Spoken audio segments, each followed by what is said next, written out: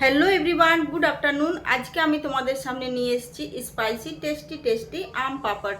তো রেসিপিটা আমি কিভাবে বানিয়েছি চলো তোমাদের সাথে আমি শেয়ার করি। আমি এখানে গাছের 4টে ফ্রেশ আম নিয়ে নিয়েছিলাম। তারপর দেখলাম যে 4টে আমের পাঁপড় বানালে আমার পাঁপড়টা কম পড়ে যাবে, তাই আমি আরও 2টো আম অ্যাড করেছিলাম। তোমরা চাইলে এই আম পাঁপড়টা কাঁচা আমেরও বানাতে পারো, কিন্তু কাঁচা আমে অনেক পরিমাণে চিনি লেগে যায়, তাই আমি পাকা আমেরই বানিয়েছিলাম যাতে আমাকে চিনির প্রয়োগটা কম করতে হয়।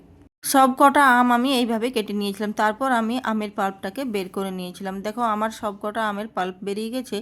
এবার আমি এটাকে মিক্সিতে দিয়ে দেব। মিক্সিতে দিয়ে ভালো করে পিষে নিতে হবে। আমার আম পাল্পটা ভালো করে পেষা হয়ে গেছে। তারপর আমি এটাকে ভালো করে ছাঁকনার সাহায্যে আমি ছেঁকে নেব। আর এই আমের পাল্পটা খুবই ঠিক, তাই ছাঁকনাতে ছেঁকতে একটু অসুবিধে হয়। ছাঁকতে ছাঁকতে প্রায় অনেকটাই টাইম লেগে যায়। দেখো আমার আম পাল্পটা কিন্তু ছাঁকা হয়ে গেছে। গ্যাসের ফ্লেমটা অন করে আমি এবার কড়াই বসিয়ে দেবো। তারপর আমি আম পাল্পটা এখানে দিয়ে দেবো। আর দেখো আমি কত কম পরিমাণে এখানে চিনি দিয়েছি, কারণ আমটা আমার প্রচুর মিষ্টি।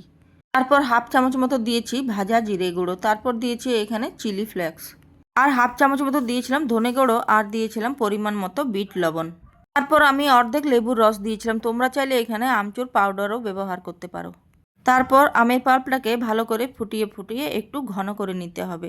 দেখো আমের পাল্পটা আমার প্রায় ঘন হয়ে এসেছে। এবার আমি কিন্তু ফ্লেমটা অফ করে আমি নামিয়ে নেব আর একটু ঠান্ডা হতে দেব।